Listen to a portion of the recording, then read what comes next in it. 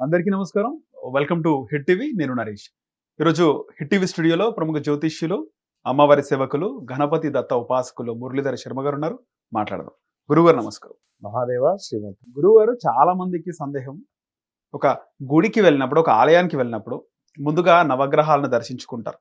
కానీ ముందుగా కాళ్ళు కడుక్కొని నవగ్రహాలను దర్శించుకోవాలా? లేదా నవగ్రహాలను దర్శించుకున్న తర్వాత కాళ్ళు కడుక్కోవాలా? అనేది చాలా మందికి సందేహంగా ఉంటది. అయితే చాలా వరకు నవగ్రహాలను పూజించిన తర్వాత కాళ్ళు కడుక్కొని ఇతర భగవంతులని ప్రదక్షిణ చేయాలి గుడి చుట్టూ అని చెప్పేసి.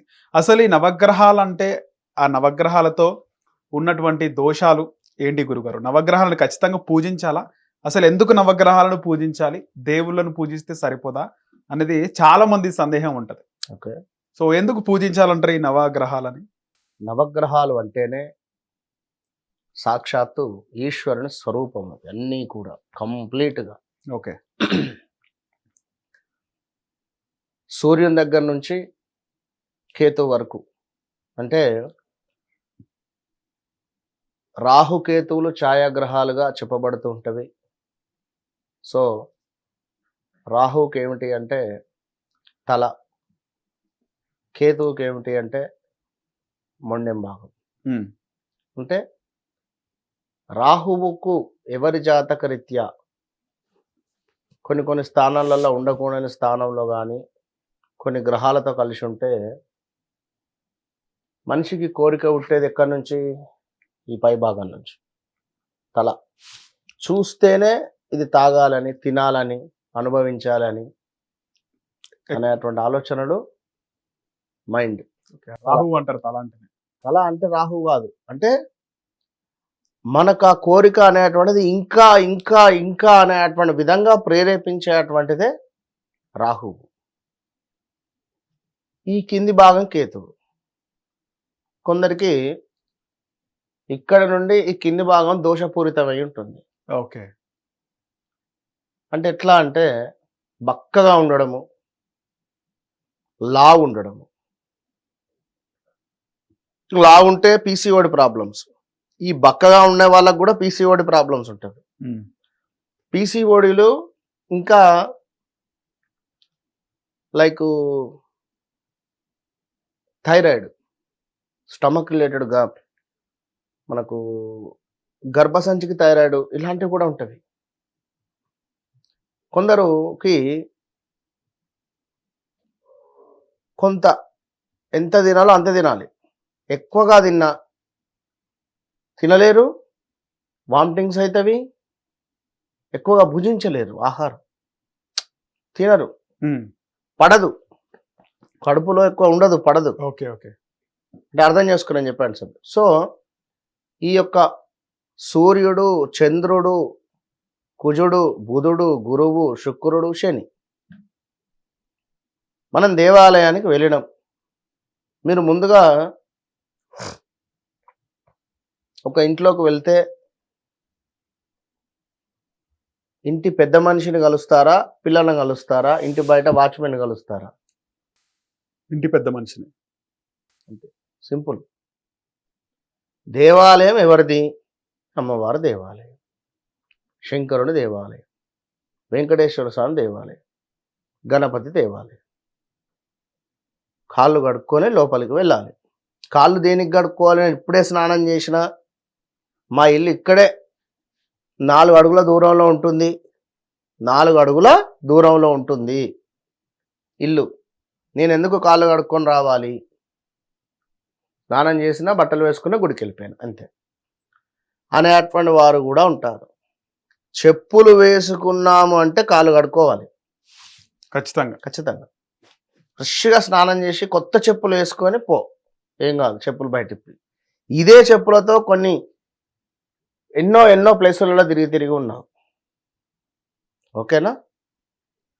చెప్పులు లేవు, ఓన్లీ పాదాల మీద, మా ఇల్లు పక్కకే, నేను నడుచుకుంటూ పోతా, హ్యాపీ గుడికి వెళ్ళిపోతాను. కాళ్ళు కడుక్కోవాలి. గోర్లు తీసి పారేసే వాళ్ళు ఉన్నారు, ఈ వెంట్రుకలు దూసుకొని తిప్పి పారేసేటోళ్ళు ఉన్నారు, ఎవడో నిమ్మకాయని తిప్పి పారేసేటోళ్ళు ఉన్నారు, రోడ్డుపై ఉమ్మేవారు ఉన్నారు, ఎన్నో జరుగుతున్నది. మీరు దేని మీద అడిగేసారో మీకే తెలియదు. అయ్యో ఒక చీమ మీద వేసారో అది చచ్చిపోయిందో మీకేం తెలుసు? సో కాళ్ళు కడుక్కొనడము మనకు సురక్షితము. అసలు అన్నిటికంటే మన మనస్సు అనేటువంటిది ప్రశాంతంగా ఉండాలి. మన మనస్సు అనేటువంటిది శుభ్రంగా ఉండాలనేది గమనించుకోండి. రైట్. గుడికి ఎంటర్ అయ్యారు, ధ్వజస్తంభానికి నమస్కారం చేసుకోవాలి. ప్రధాన మూల విరాట్ నమస్కరించుకొని ప్రదక్షిణ స్టార్ట్ చేయాలి. నవగ్రహాలను కలుపుకోకుండా ప్రదక్షిణలో ఒక 3, 5, 7, 9, 11, 21, 54, 108 మీ ఇష్టం. ప్రదక్షిణాలు చేసి స్వామివారికి అర్చన లేదా అక్షింతలు వేసుకొని తీర్థం తీసుకొని చేతులు కడుక్కొని నవగ్రహాల దగ్గరికి వెళ్ళి నమస్కరించుకొని ప్రదక్షిణ చేసి ఇంటికి వెళ్ళిపోవడే. మళ్ళీ కాళ్ళు కడగద్దిగా, అవసరం లేదు. ఎప్పుడు కాళ్ళు కడగాలి? ఇదంతా అయిపోయినాక ఒక శని త్రయోదశి ఉంది. ఇదంతా కార్యం చేశారు, శనికి అభిషేకం చేయాలి. నల్ల నువ్వుల నూనె అభిషేకం చేశారు. ఆ రోజు కాళ్ళు కడుక్కోండి, ఇంటికి వెళ్ళిపోండి. ముందే వచ్చి శనికి సంబంధించింది పూజ చేసుకొని చక్కగా కాళ్ళు కడుక్కొని తతిమ్మ ప్రదక్షిణలు తీర్థం తీసుకొని ఇంటికి వెళ్ళిపోవాలి. ఇలా చేసుకుంటూ మంచిది. ఓకే. సో ఈ నవగ్రహాలకు సంబంధించి దేవాలయం లేకున్నా, ఒకవేళ నవగ్రహాలకు సంబంధించినటువంటి అనుగ్రహం మనం పొందాలి అనుకున్నా, ప్రతిరోజు సూర్యునికి రాగి పాత్రలో అర్ఘ్యం విడిచిపెడితే సూర్యుని అనుగ్రహం లభిస్తుంది. ప్రతిరోజు కూడా తల్లి అంటే అమ్మ పాదాలు నొక్కినా, అమ్మతో మాట్లాడినా, అదేవిధంగా కొంతమేర చెట్లకు నీటిని పోసినా, నీటిని వృధా చేయకుండా ఉంటే చంద్రుని అనుగ్రహం లభిస్తుంది. చంద్రునికి ఈ యొక్క నీటి అంటేనే చంద్రుడు. మన నీటికి అధిపతి చంద్రుడు. ఈ నీటిని తీసుకువచ్చి ఈశ్వరునికి అభిషేకించాలి, మంచి ఫలితం. ఇక కుజుడు, మనకి ఎవరైనా ఈ ఆన్లైన్ ఆర్డర్ పెట్టుకుంటే తెచ్చిస్తుంటారు ఆన్లైన్లో, లైక్ ఏదైనా కొంత. అవును గురుగారు. సో రోడ్డుపై ఆన్లైన్ వర్క్ చేసేటువంటి వారి పేర్లు నేను చెప్పాను పలానా అని. సో ఆన్లైన్లో ఏదో ఫుడ్డో లేదా ఇంకేదో సరుకులో నిత్యావసరాలు ఏదో ఆర్డర్ పెట్టుకునేటువంటి వారు మనకు పార్సల్ తెచ్చిస్తున్నాడు, వాడికి కొన్ని నీళ్ళు ఇవ్వండి, ఖచ్చితంగా కొన్ని నీళ్ళు ఇవ్వండి.